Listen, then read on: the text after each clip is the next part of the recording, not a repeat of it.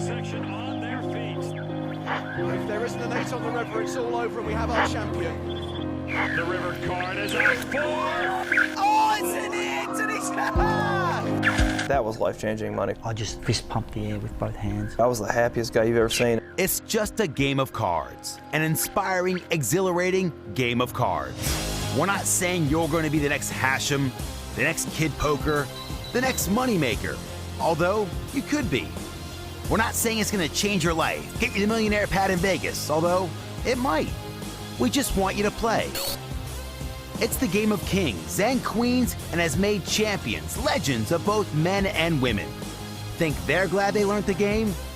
But we're getting ahead of ourselves. Slow down. Let's not run before we can walk. We all have to start somewhere, people, and this series is going to teach you everything you want to know. And forget the high rollers for now. Let's play the game for the game's sake. It's supposed to be fun after all. Tense, nerve-wracking, pulsating, fun. Stick with us and master this game of nerve, this game of will, this game of math and precision, this fantastic game played the world over. Are you playing? Whether you're a beginner or advanced, stick around, watch the show. There's no right or wrong way to play poker. There's not one method that will guarantee success, but there are ways and means for you to maximize your chances of winning. There are good habits and bad habits. There are situations to avoid and situations to seek. And there are those who have the knowledge to exploit them. We're going to teach you how to master the game, from the basics to the advanced.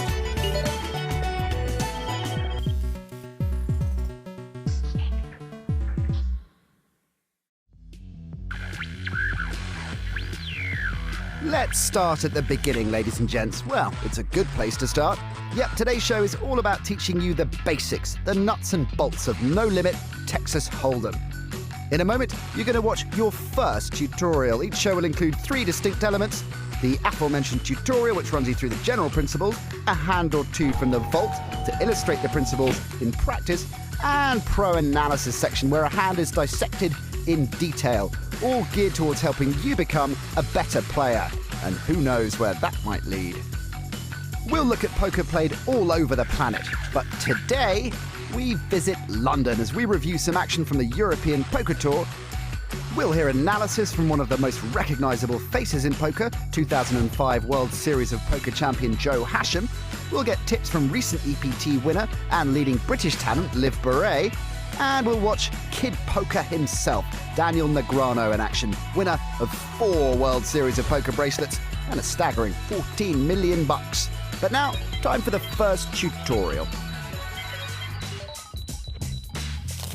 There are many different versions of poker, but we will be teaching you the most popular and best version, Texas Hold'em.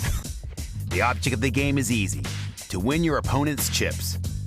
This can be achieved by having the best cards, or alternatively by betting and forcing all other players to fold.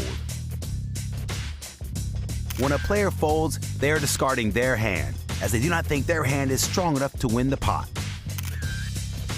In Texas Hold'em, each hand begins with every player being dealt 2 cards face down. Players must then combine their 2 cards with the community cards laid face up on the table. At the end of a hand, if 2 or more players remain, cards are shown and the player with the best 5-card poker hand will win the chips. Sound easy? Well, let's find out what beats what in the ranking of hands. There are many forms of poker that all use the same hand rankings. We're going to concentrate on no-limit Texas Hold'em. Remember, a poker hand always consists of the best 5 cards, made from the community cards and the 2 dealt to you. So let's check out what beats what.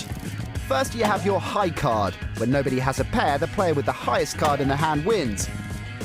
You're more likely to win with 1 pair, a hand that has 2 cards of the same value and 3 unmatched cards. But twice as good, 2 pairs. Just like it sounds, 2 pairs and 1 random card.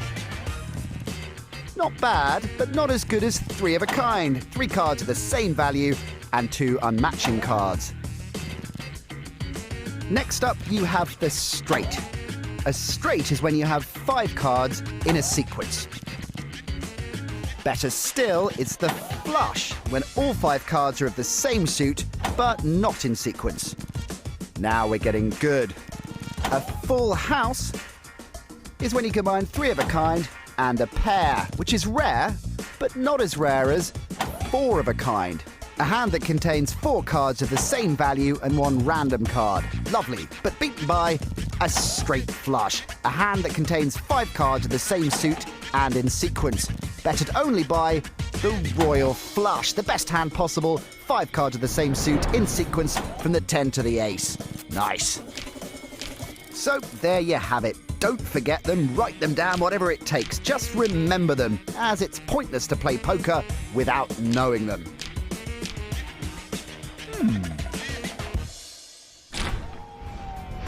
One man who flew up the poker rankings was American player Chris Moneymaker. In 2003, Chris inspired the poker boom when he took home $2.5 million for winning the World Series of Poker main event. His story gripped the world as he won his seat for just $39 via PokerStars and overcame 838 other players in his first live tournament.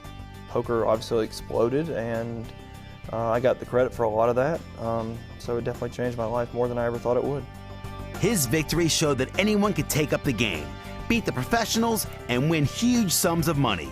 Keep watching because we all start somewhere. Now, back to the tutorial. Let's look at how a poker hand is made. As we explained, each player must combine their 2 cards with the community cards.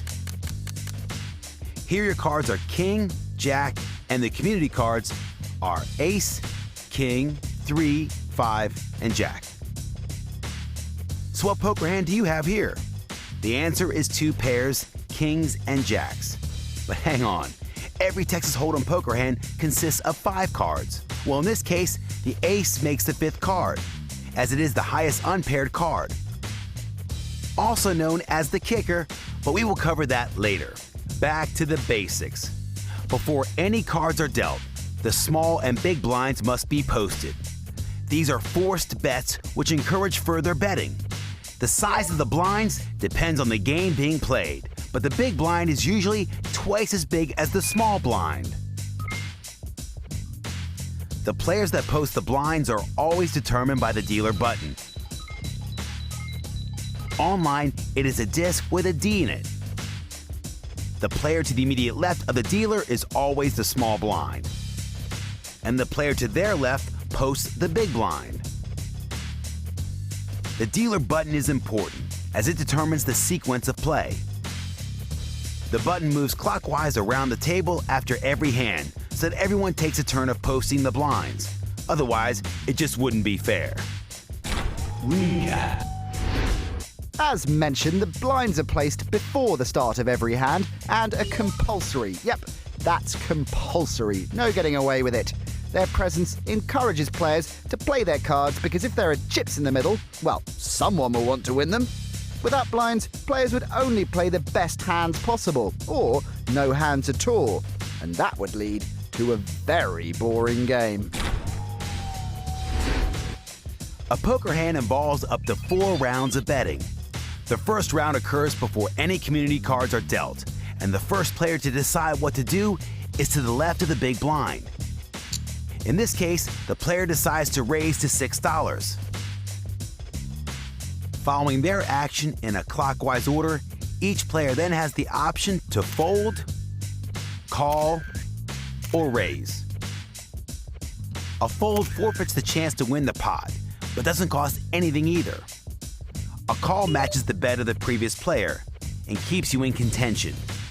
A raise increases the bet and forces anyone else to pay chips to continue in the hand.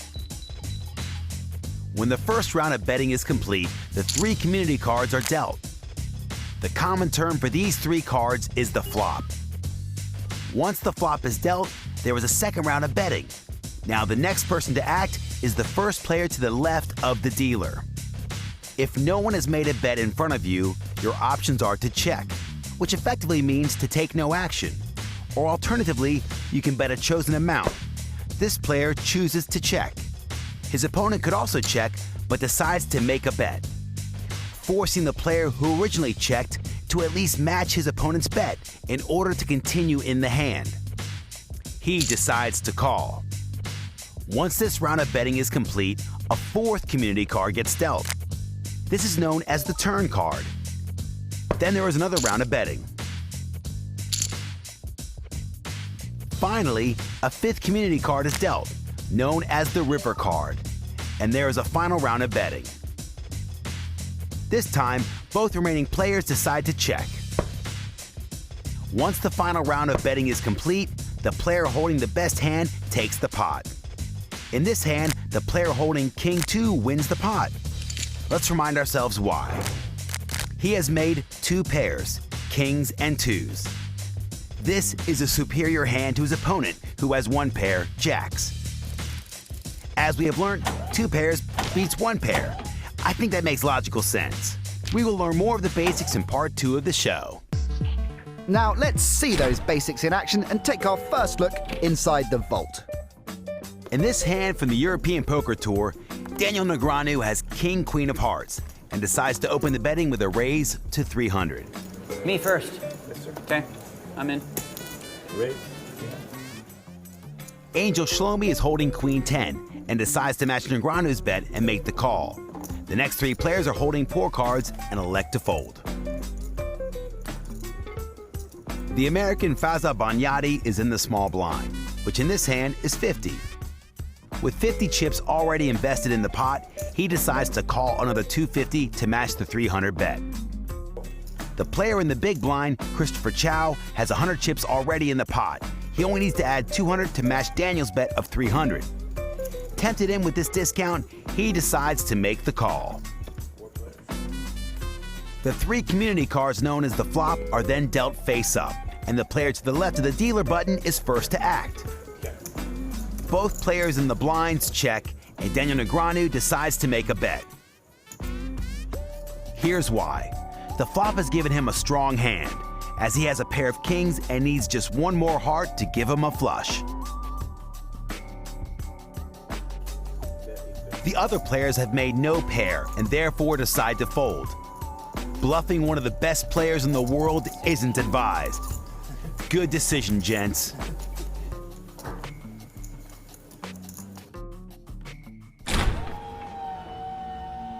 To really fit in at the poker table, you've got to learn the lingo. Give him a bad beat so he can go on tilt. You're a master of the English language. Calm down, buddy. Keep going, kid.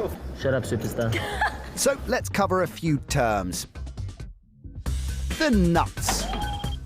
To have the nuts is to have the best possible cards in any given hand of poker. If you have it, you're unbeatable. For example, after this flop, you'd be holding the nuts if you were holding a pair of aces, as 4 of a kind is the best possible hand at this point. Yeah. Hole cards. Hole cards are cards dealt to the player face down, so that no other player can see them. So, in Texas Hold'em, you always get dealt 2 hold cards. Pocket. Pocket is also a term used to describe the 2 cards dealt to each player. If someone said they had pocket 6s, it would mean they'd be dealt a pair of 6s, unless they were lying, which does happen in poker. A set. A set is simply another term for 3 of a kind. In Texas Hold'em, it refers to when a player has been dealt a pair and one of the community cards gives them 3 of a kind. The button. This is simply an abbreviation of the dealer button.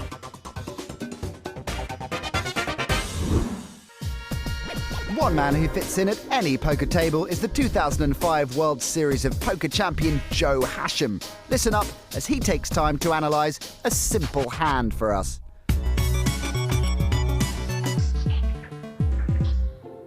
Today we're going to look at a very simple process of betting in poker.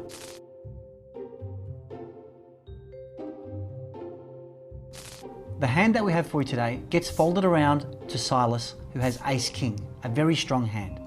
Silas raises to 600 chips. The next few players fold their weaker hands, and now Big Dog, with a pair of 10s, has 3 options. He can fold, he can call, or he can raise. He elects just to call the bet and see what happens on the flop. The button folds and so do the blinds. So the flop comes out 10 Jack Queen. Now this is a very interesting flop because Silas now has the best hand possible, called the nuts, he has the best straight, which is a running 5-card hand, ace, king, queen, jack, 10. However, Big Dog also has a good hand here. He has 3 10s, 2 in his hand and 1 on the flop, giving him what we call a set. Silas decides to bet 750 chips. Big Dog just calls. He's not sure that he's got the best hand. Silas knows he's got the best hand, but Big Dog is thinking, okay, what I need here is for one of the cards to make a pair, so then I have a full house, which is 3 of a kind and a pair. On the turn comes a 2 of clubs, making no difference to the board. Silas now bets 1,500 chips. Again, Big Dog, taking the cautious option, just calls the 1,500 chips. The river brings a 5 of spades. Again, no difference. Silas still has the best hand. He has the nut straight. He now decides to bet 4,000 chips. Big Dog calls quickly, sees the bad news. Silas wins the hand.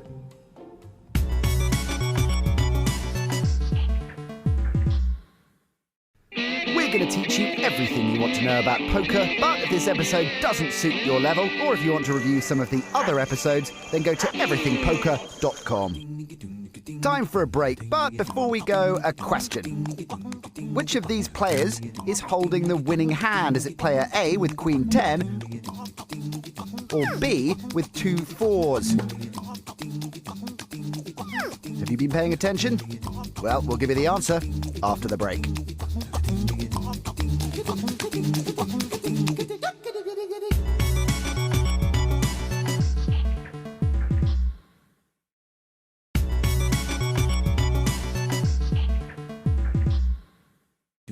Welcome back. Before the break, we asked you which of these players was holding the winning hand. Well, let's work it out. Player A has 3 of a kind, queens. Player B has a full house, 3 4s and 2 queens. This is the winning hand.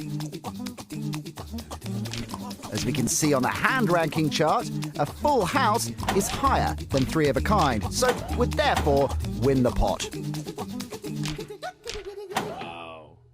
Everything you wanted to know about poker is divided into 2 levels. Level 1, the novice level, tells you everything you need to know to get started in the game. You'll be a competent player by the end of these 6 shows.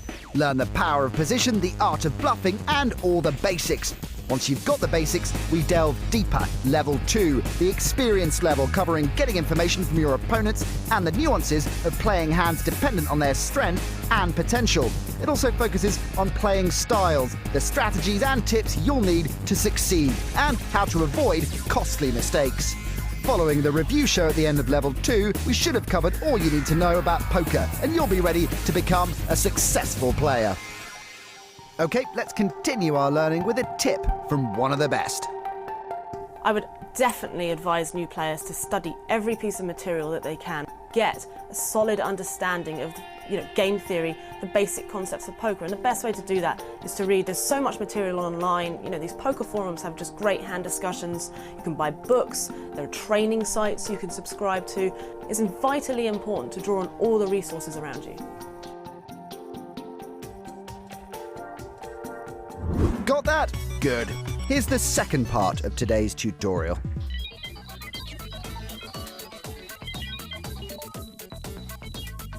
If there are at least 2 players still in contention after the final round of betting, there will be a showdown. Everybody shows their cards, and the player with the best 5-card poker hand wins. In this case, the player holding ace-king takes the pot, as he has made a pair of aces, which of course beats a pair of queens. The 2 highest community cards make up the rest of the 5-card poker hand.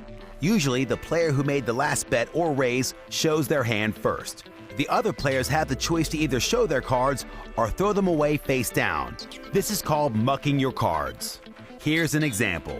Player 1 made the last raise in this hand. Therefore, he has to show first. Player 1 shows a pair of aces. This player has 3 of a kind. Very nice. Now, player 2 can decide if he wants to show his hand, but he chooses to muck his cards instead. Unsurprisingly, he has a hand weaker than 3 aces and doesn't want to show his cards. Player 3 is next. This player can't beat 3 aces either, but decides to show his cards anyway. Probably because in this case he feels he's been unlucky and needs some chat box sympathy. Player 1 wins the pot, and those are the basic showdown rules. Just before we move on, a question. With this flop, which 2 cards would you need to be holding to give you the nuts? We'll give you the answer after we've learnt some more poker lingo. You have a big hand? Raise when he's behind and check when he's ahead. I'm crazy, but I'm not stupid. Something tells me you have a monster. I wish I had your brain.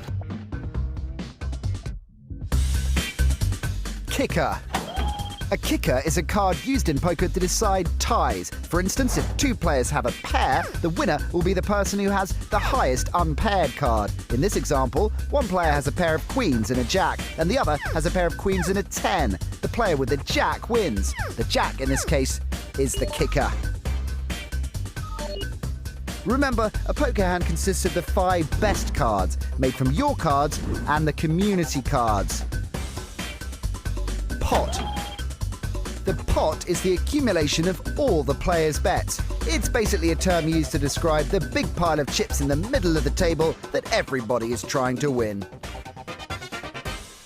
Just before the terminology, we asked which 2 cards would give you the nuts after this flop. The answer? 2 10s. At this stage, 3 of a kind is the best possible hand, and the 10 is the highest card dealt. Easy.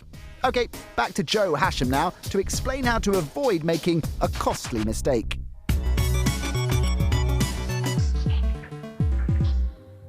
We're going to talk about the dangers of playing aces with bad kickers.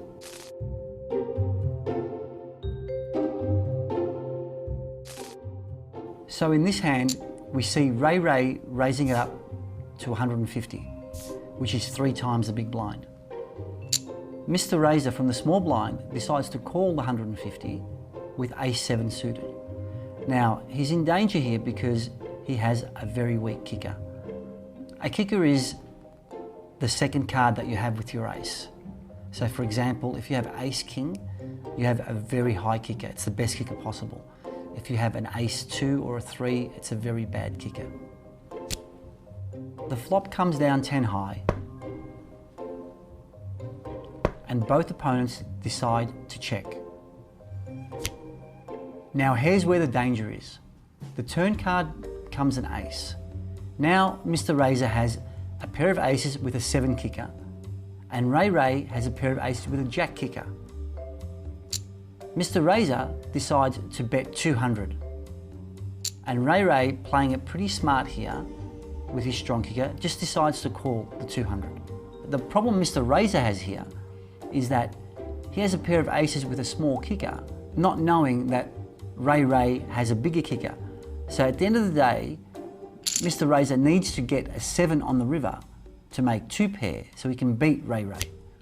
So now we see the river is a 3 of spades. Ray definitely has the best hand. Mr. Raiser checks. Ray elects to bet 500. Mr. Raiser decides to bet all of his remaining chips, 1650.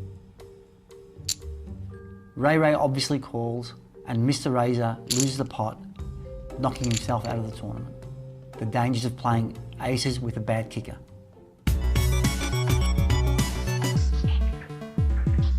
We're going to teach you everything you want to know about poker, but if this episode didn't suit your level, or if you want to review some of the other episodes, then go to everythingpoker.com. Well, that might not be everything you want to know about poker, but it's a start. Let's review what we've learned today. Something you can't play the game without knowing: the ranking of hands. It tells you exactly what beats what, and it's important you learn this. We have shown you how a poker hand is made by combining the 2 cards dealt to you and the community cards. We covered the rounds of betting, when and in what order they take place. And you should now understand what the blinds are, where and when they are placed, and why they are crucial to the game. Finally, we covered what happens at the end of the hand if 2 or more players remain. A good old-fashioned showdown. To practice all you've learned and see the basics in action, go to www.pokerstars.com and follow the simple instructions for downloading the free software. Once you're up and running, this week's task is to join in some play money games. They don't cost a thing, and it offers you the best way to familiarise yourself with all that we've covered today. This will help you hone your new skills and take those first steps to becoming a winning player. Here's what's in store in the next show. We look at which cards you should play and those that need to be thrown away. We travel to Barcelona for some priceless words of wisdom from 4 elite players that it's really worth listening to. We hear tips from the young sensation Jason Mercier, and we'll receive more expert analysis from World Series champion Joe Hashem and the player with the highest tournament earnings of all time, Daniel Negreanu. This is the greatest card game on the planet, ladies and gents. Let's master it together.